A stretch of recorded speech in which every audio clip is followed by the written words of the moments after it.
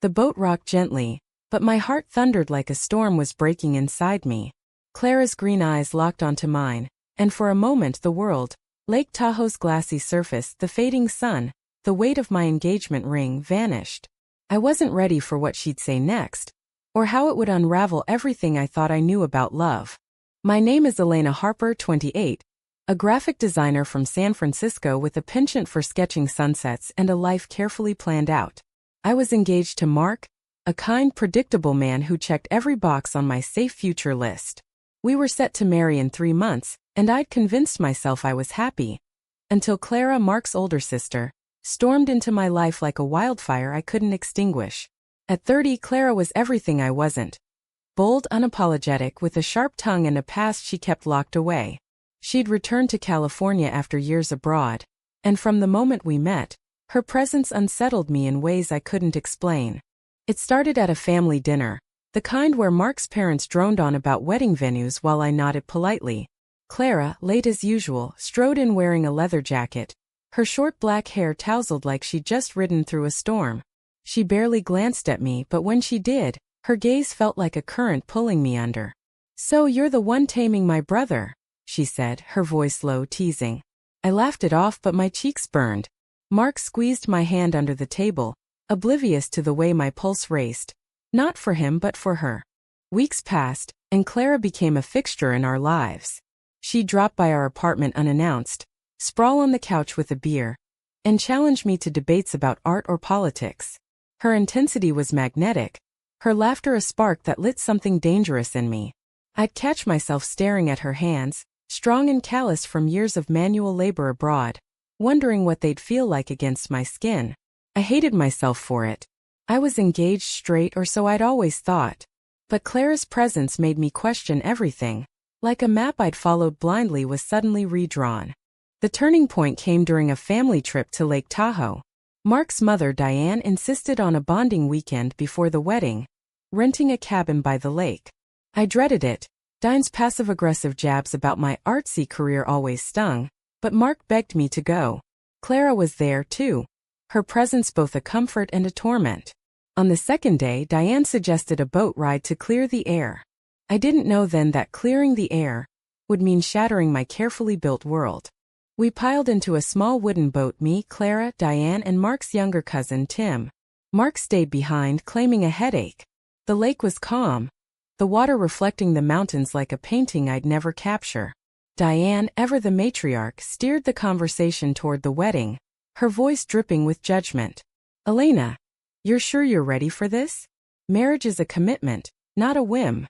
Her words cut, but I smiled tightly, used to her barbs. Clara, lounging at the boat's stern, rolled her eyes. "Let her breathe, Mom.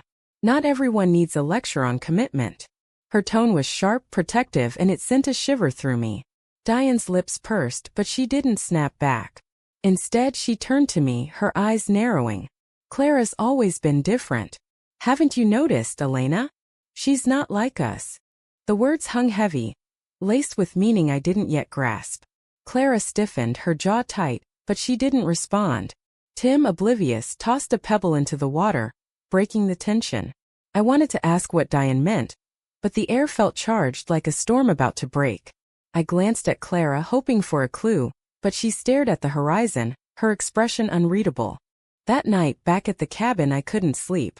Mark snored beside me, but my mind replayed Diane's words and Clara's silence. What did different mean? Why did it feel like a warning? I slipped out of bed, pulling on a sweater, and wandered to the lake's edge. The moon hung low, silver light dancing on the water. I didn't hear Clara approach until she spoke. "Couldn't sleep either?" Her voice was soft, almost tender. She stood close, her jacket unzipped, revealing a faded t-shirt. My breath caught. "What did your mom mean today?" I asked, my voice barely above a whisper. Clara hesitated, then sat on a rock, motioning for me to join her. "She means I'm a disappointment," she said, her tone bitter. "Always have been. I don't fit her perfect family mold." She looked at me, her eyes searching mine. "I'm gay, Elena. Have been since I was a kid. Mom's never accepted it." The confession hit me like a wave. Not because I was shocked, but because it explained everything, the tension, the distance, the way Clara's gaze lingered on me. I wanted to say something, anything, but my throat tightened. I didn't know. I managed, my voice shaking. Clara's laugh was hollow. Yeah, well, I don't advertise it. Not here, not with them. She paused, then added. But you see me, don't you? Not just Mark's sister. I did. God, I did. And that terrified me. I was engaged, promised to a man I thought I loved, but sitting there under the moonlight, all I could think about was her. The way her lips curved when she smiled.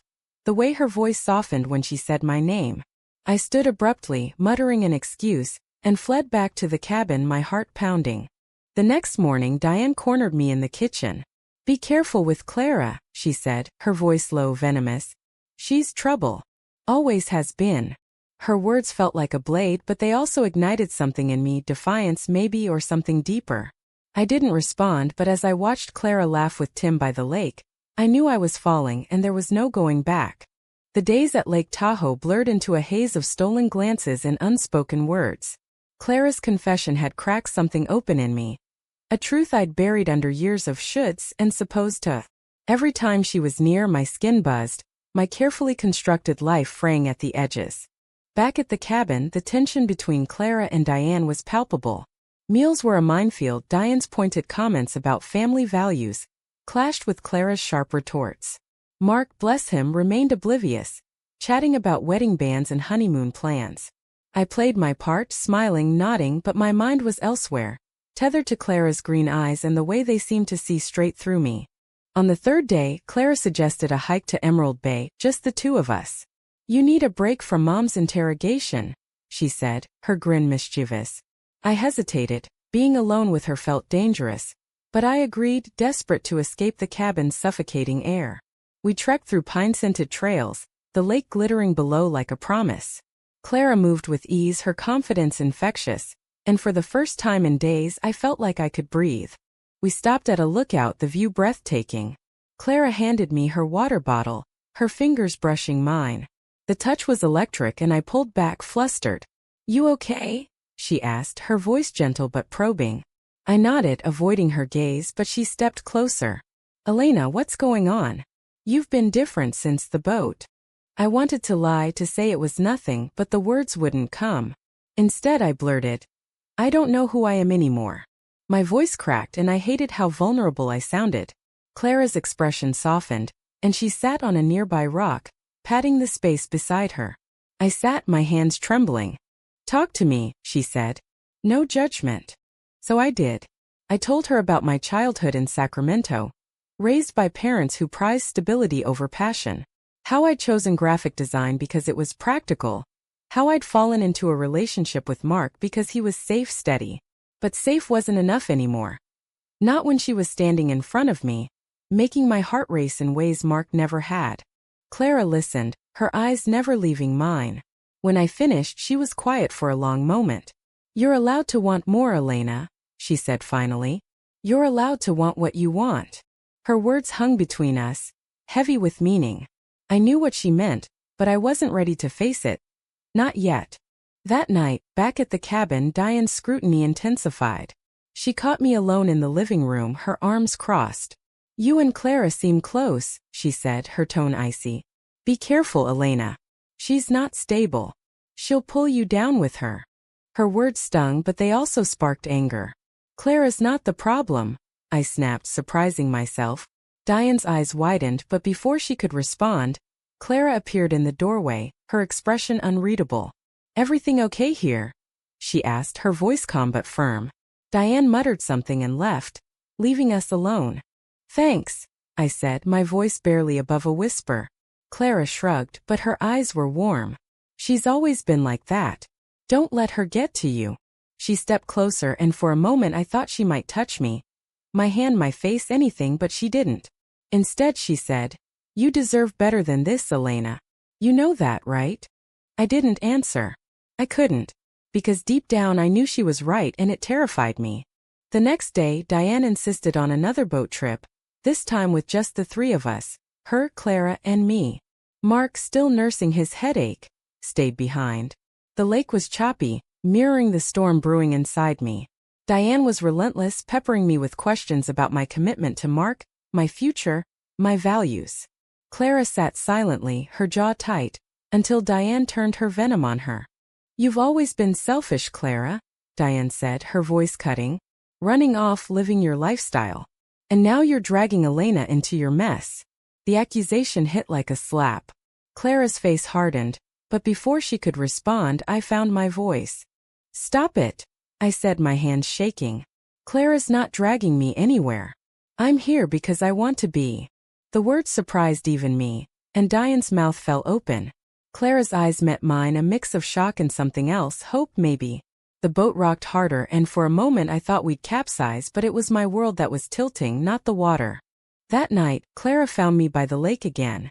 The moon was brighter, casting her in silver light. "You didn't have to do that," she said, her voice soft. "Stand up to her, I mean." "I wanted to," I said, and it was the truth. We stood there, inches apart, the air thick with everything unsaid. I wanted to reach for her to close the distance, but fear held me back. Not fear of Diane or Mark, but of what it would mean to admit I was falling for her. The cabin felt smaller with every passing day, as if the walls were closing in on my secrets. I couldn't look at Mark without guilt clawing at my chest, and Clara's presence was a constant pull. Like gravity, I couldn't resist. I was unraveling, and the lake, once a place of peace, now felt like a mirror reflecting my chaos. On the fourth day, Clara suggested we take the boat out alone. "Just us," she said, her voice low, almost a challenge. My heart raced, but I agreed, telling myself it was just a boat ride, nothing more. We rowed out to the center of Lake Tahoe, the water calm under a sky bruised with clouds. Clara was quiet, her hands steady on the oars, but her eyes held a storm of their own. "Why do you stay with him?" she asked suddenly, her voice cutting through the silence. I froze, my hands gripping the boat's edge. "Mark's a good guy, but you're not happy, Elena. I see it. Everyone does." Her words hit too close, stripping away my defenses. "I don't know what you want me to say," I replied, my voice shaking. "I'm trying to do the right thing." "The right thing for who?" Clara's eyes burned into mine. "For Mark? For his mom? Or for you?" She leaned forward, her voice softening. "What do you want, Elena?" I wanted to scream that I didn't know, that I was terrified of the answer. But looking at her, her tousled hair, her fierce, unguarded expression, I knew. I wanted her.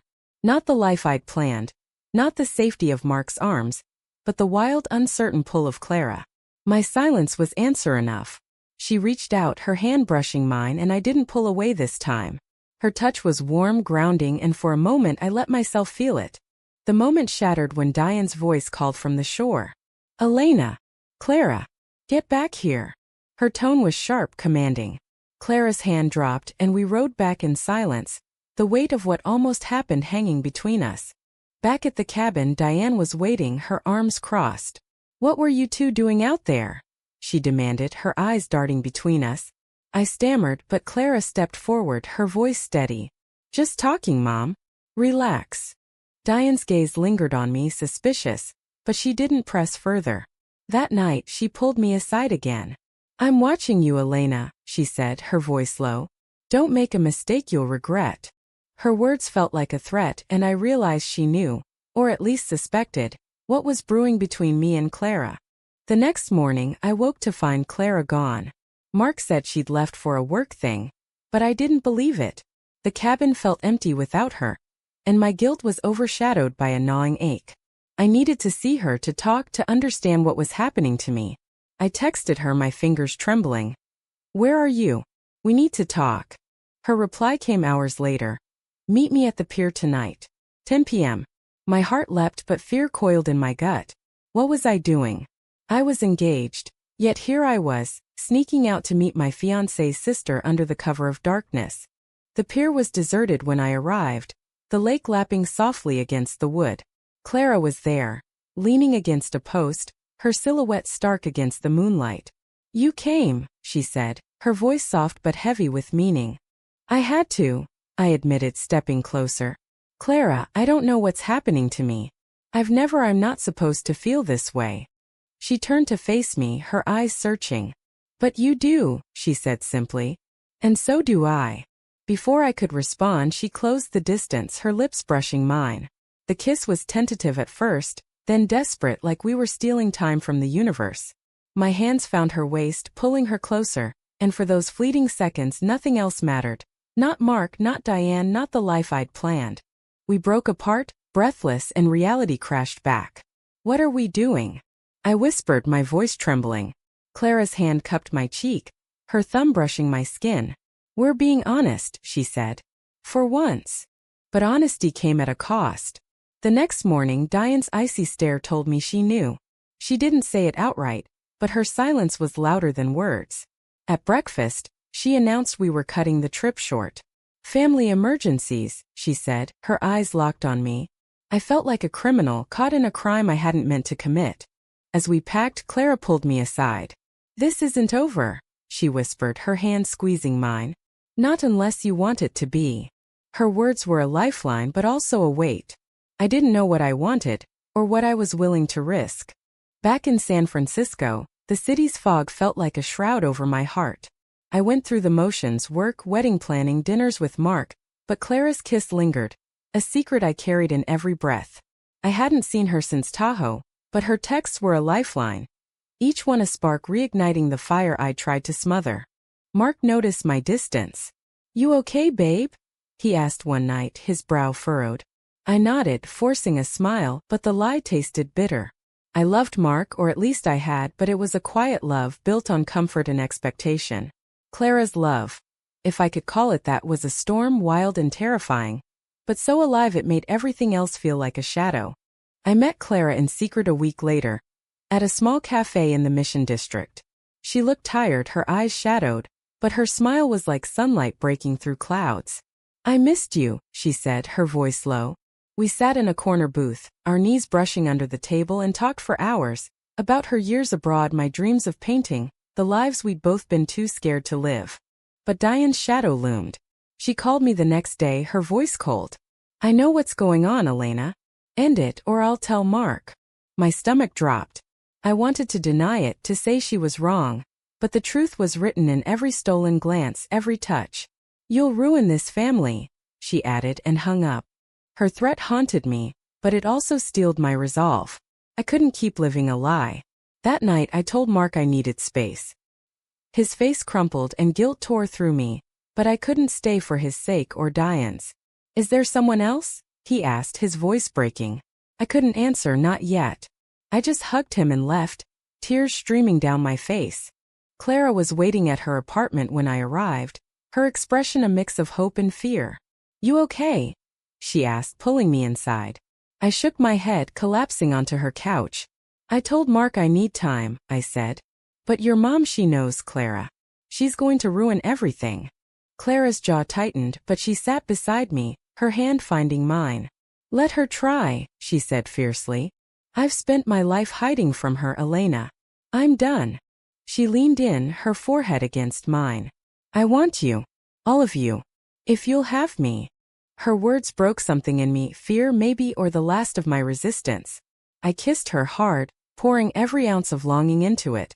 We fell into each other, the world fading until it was just us, her hands in my hair, my heart pounding against hers. For the first time I felt free. But freedom came with consequences. The next day, Diane showed up at my apartment, her face a mask of fury. "You're making a mistake," she said, her voice trembling with rage. "Clara's a phase, a rebellion. You'll destroy Mark, and you'll regret it." I stood my ground, my voice steady. "I'm not choosing Clara to hurt anyone. I'm choosing her because I love her." The words felt like a revelation, a truth I hadn't dared admit until now.